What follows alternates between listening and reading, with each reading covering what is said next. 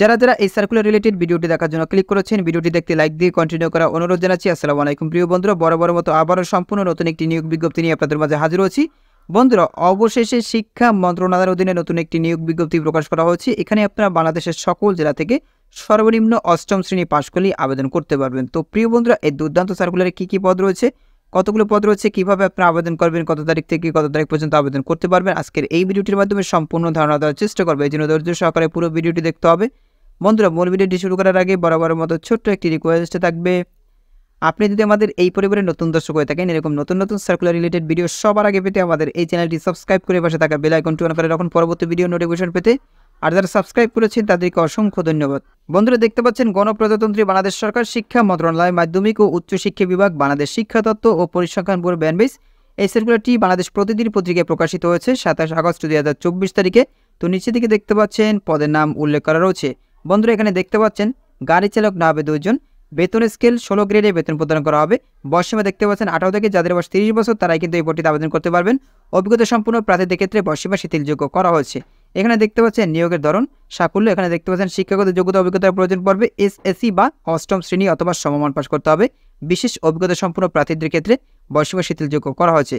এরপর দেখতে পাচ্ছেন যানবাহন চালানোর ক্ষেত্রে কমপক্ষে 5 বছরের অভিজ্ঞতা থাকতে হবে এবং বৈধ লাইসেন্সধারী থাকতে হবে। সেক্ষেত্রে কিন্তু আপনারা এই গাড়ি চালক পদটিতে আবেদন করতে পারবেন।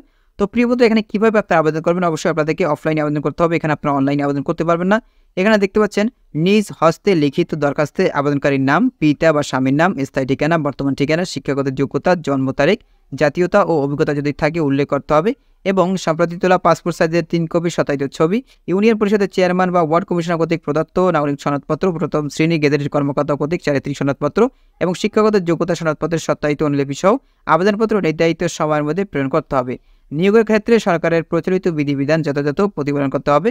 এরপর দেখতে পাচ্ছেন আবেদনপত্র প্রকল্প পরিচালক, এস্টাবলিশমেন্ট অব 160টি উপজেলা ICT training and resource centre for education UITRCE phase, Bangladesh শিক্ষা তত্ত্ব ও পরিসংখ্যান ব্যুরো ব্যানবেস, শিক্ষা মন্ত্রণালয়, জহির রায়হান রোড, পলাশী থেকে নীলক্ষেত, ঢাকা 1205 ঠিকানায় অবশ্যই ডাকযোগে আগামী 29/9/2024 তারিখ বিকাল 5 ঘটিকার মধ্যে পৌঁছতে হবে। নির্ধারিত তারিখ ও সময়ের পর প্রাপ্ত আবেদনপত্র গ্রহণ করা হবে না। এখানে দেখতে পাচ্ছেন সরকারি বা আধা সরকারি বা স্বায়ত্তশাসিত প্রতিষ্ঠান চাকরিরত প্রার্থীদের অবশ্যই যথাযথ কর্তৃপক্ষের মাধ্যমে আবেদন করতে হবে। সরকার নির্ধারিত কোটা, চাকরি ও যোগ্যতা সংক্রান্ত উপযুক্ত কর্তৃপক্ষ কর্তৃক প্রদত্ত সনদপত্রের সত্যায়িত ফটোকপি জমা দিতে হবে। প্রার্থীকে আবেদনপত্রের খামের উপর পদের নাম উল্লেখ করতে হবে।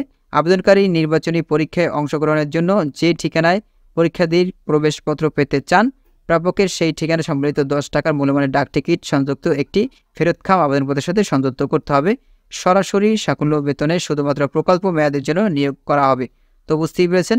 তো প্রিয় বন্ধুরা, আশা করি আপনারা সার্কুলার সম্পর্কে বিস্তারিত জানতে পেরেছেন। বন্ধুরা, আজকের এই ভিডিওটি এই পর্যন্ত। পরবর্তীতে নতুন কোনো সার্কুলার নিয়ে আপনাদের মধ্যে হাজির হবো। সবাই ভালো থাকবেন, সুস্থ থাকবেন। আল্লাহ হাফেজ।